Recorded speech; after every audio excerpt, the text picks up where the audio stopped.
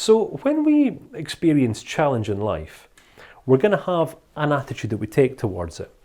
Challenge is either something to be avoided at all costs. We don't want to experience challenge because challenge is nasty, challenge is hard, challenge is tough, challenge is not nice, challenge is not pleasant, so we avoid it because we don't like tough things. Of a fixed mindset, of course, challenge is going to be tough. We definitely don't want our own perspective or outlook on life challenged. My goodness, that would just be unbearable.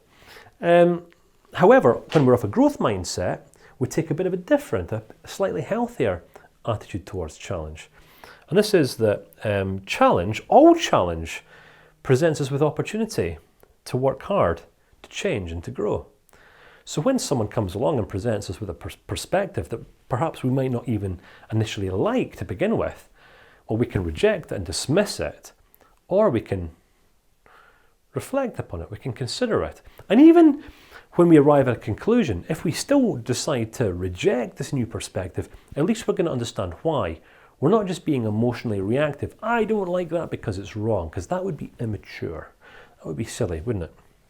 So when we experience challenge, we don't have a problem with challenge or confrontation when we're off a growth-orientated mindset, because every hurdle, every obstacle, every up and down presents us with an opportunity to grow and develop and improve ourselves.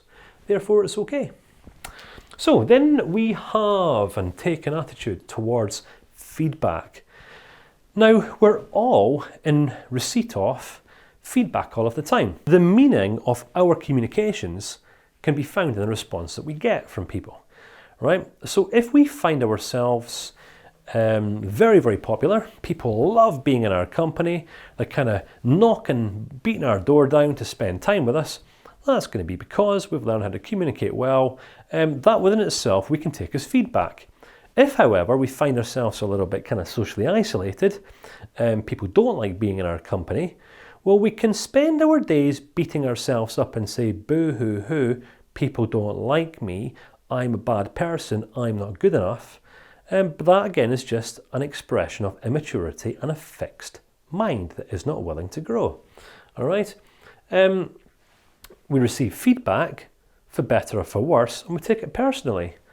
People tend to be sensitive, touchy, a little bit nervous, easily offended, and so on and so forth. How can you say that to me? How can you say that? I can't say, I'm offended.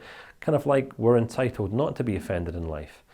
The interesting thing about truth is the truth has a tendency of offending people, right? People tend not to like truth. The only feedback that I take on board is the feedback that I ask for, right? There are people in my life who I view as being credible, integral, people who I know are for me. So I will ask some people for feedback. Listen, could you give me some feedback on this? Could you give me some feedback on that? Could you give me some feedback on how this presentation went? Could you give me some feedback on how you're finding me right now? I'm really working hard on making this change in my life. How are you finding me? Can you give me some honest feedback? Because here's the thing.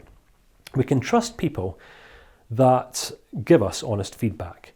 Honest feedback, objective feedback is useful feedback. Subjective feedback is irrelevant. All right, think about it. It's kind of like movie critics. What do movie critics do? Movie critics somehow manage to build a career around criticising other people's works. All right. The funny thing about critics is that I've never known a critic who's ever created anything meaningful with their own life. Critics have a tendency of just voicing an opinion about the creative efforts of everyone else. Right. One of the possibly most invaluable career paths that a person can go down. But that's just a subjective perspective, an opinion, isn't it? Of course it is. I want to show you the difference between subjectivity and objectivity here as well. So when we receive feedback, we can take it personally, or we can respond to it and just say, that's just a person's subjective opinion, whatever. It's about as valuable as the dirt on my shoe. All right. However, what is more valuable is the feedback that we get from people who we know are for us. Because if we get feedback from those people who care about us, then it's going to be because they want to help us grow. When we're off a growth-orientated mindset, all feedback gives us opportunity to learn. All right? Not because we're actually listening to the words that people say necessarily, especially if they're words coming from people that we don't know or people that we don't really care about. All right? We can respond to even negative feedback When a person says, I don't like you, you're a bad person, you're not smart enough, you're not good enough, blah, blah, blah, we can still learn from this. Oh, okay, right. That person's coming from a place of complete ignorance. That person doesn't know me. My goodness, that is certainly not a person that I want to associate or include in my life. So how do we respond? Thank you very much for your perspective. I'll be seeing you later. I wish you well. And then we move on, and we do not allow them to darken our doorsteps again. So the feedback that we receive from people can be an indication as to the kind of people that we actually want to include in our lives. If people give us valuable, objective feedback, of course we want to connect with people who are going to give us objective, valuable feedback. But those people that just want to voice their opinions, let them go. They ain't worth it. All right.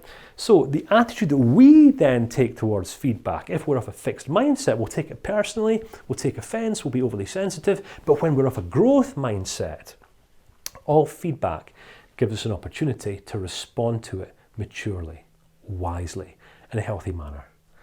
Make sense? You following on? So it's feedback, right? It's this mindset traits, it's attitudes that we can adopt. There's a healthy approach we can take towards life, then there's a less healthy approach we can take towards life. You get to decide how it is that you habitually are, and then make some necessary changes if you feel it would even be worthwhile, or you can remain the same and see how that works out for you. Either way, you have the final say in the matter. Isn't life cool? Isn't life liberating? Whether we're aware of the choices that we're making or whether we're not, we're still making choices. Whether we are choosing to remain the same and not change, or whether we're choosing to change and become different, we're still making a decision. So we might as well, discipline ourselves to make smarter decisions that are actually going to aid us and assist us in life. So lastly, the last aspect of our lives, when we make mistakes, when we mess up, when we say things that we don't mean or do things that we don't mean. There's this interesting idea in life I'd like to propose, that we all have a gauge by which we measure people. All right? We use a gauge for measuring all people, and then a different gauge we have for measuring ourselves. Now let me explain this just for a few moments. It's interesting. I'm going to boldly propose here that every single human being in the world has been or still is a complete hypocrite. On a very, very basic level, let's just go back to this idea of criticism. What do critics do? They criticize imperfect people doing imperfect things. All right? Could you imagine what would change about our approach towards our day-to-day experiences, the people that we interact with, the conversations that we have, the meals that we eat, the movies that we watch, the experiences that we have, the training courses that we engage in, if rather than weighing people and things up against some sort of measure of perfection, we say, well, that's not perfect, therefore it's not good. All right? Instead, we were to gauge products, services, experiences upon whether people were simply doing their best or not.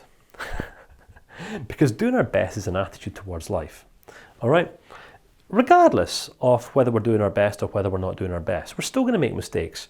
I do my best to do my best all of the time. All right? I have this attitude towards life, and I picked this up when serving in the British Army. Just in case you weren't aware, my background was actually military, right? So not academia. I do not come from an academic background. I come from a military background. Hence the reason I'm not wearing a dicky bow tie right now, boring you to tears with academic theory. So I personally make mistakes all of the time. I will slur my words. Sometimes I will say things that I don't mean to say. Some things I will do things that I don't mean to do. All right? So I now have an attitude I can take towards my mistakes. I could beat myself up every time I make a mistake, because it's what many people do. Some people will not take risks in life or pursue their dreams or goals. Why? In case I mess up, in case I make a mistake. Because that would mean that they're dreadful. It would mean that they're terrible. It would be terrible to make a mistake, because some people make mistakes and define their own self-worth upon their ability to produce the goods perfectly. It's kind of like we have this gauge sometimes that we measure ourselves up against perfection. I am not sure who the perfect person is. I've never met a perfect person. I'm yet to. Don't get me wrong, there's a lot of people out there who seem to think that they're perfect, all right? But I most certainly don't. I am messed up in every single way, right? You want to see some of the thoughts that I have inside of my head, right? And I'm just being honest here. I don't know if you can relate. Maybe you've got perfect thoughts.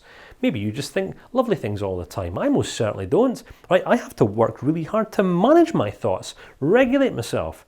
Some of the things that I'm tempted to do, thoughts that pop in my head, if I acted upon every single thought that pops in my head, I would be in prison right now, honestly, right?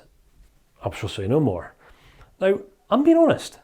Would you be willing to be honest about some of the thoughts that you think? How do you think you would be rated if you were evaluated by the quality of your thoughts? How might another person rate you? What do you think the answer would be? If your movie critic was to rate and evaluate you based upon the maturity of your thinking when you are alone in private, what you think about yourself, the assumptions and the thoughts that you think about other people, how would you be evaluated? Interesting question to ponder over, isn't it? Most of us beat ourselves up when we make mistakes. I used to for years until I learned there was a more mature approach that I could take towards life. This is based upon fixed mindset. When a mistake means that I'm bad, I'm good, bad. It's like children speaking this way, don't they? Good, bad, right, wrong, up, down. He's a good man, she's a bad man. What makes people good or bad? Generally, from a child's perspective, people are good when they give us what they want, when they give us what we want. People are bad when they don't give us what we want. All right, so there's an infantile, childish way of looking at lives and evaluating ourselves when we make mistakes. Then there's a slightly more mature way, which spawns out of a growth-orientated mindset. When I make mistakes, I can learn from my mistakes, because it's in making mistakes that I grow in wisdom, I grow in knowledge, I grow in understanding. Don't get me wrong, I can grow in knowledge and understanding a little bit from reading books and taking courses like this, but only if I relate information and new ideas to myself. But the real learning comes via the school of hard knocks, not via the school of Kane Ramsey or the school of ecology, and certainly not via the school of Harvard or Oxford or Cambridge University. All right, you can get a nice education in some of those places, but there's no guarantee you're going to walk away with any character. There's no guarantee you're going to walk away a more mature individual. You might walk away knowledgeable. You might even develop some skills along the way. But skills and knowledge are not character. Skills and knowledge are not maturity. Skills and knowledge are not personal growth. All right, personal growth is something else. Personal growth centers around the attitude that we take towards our experiences in life, for better or for worse, for richer or for poorer. How do we choose to respond?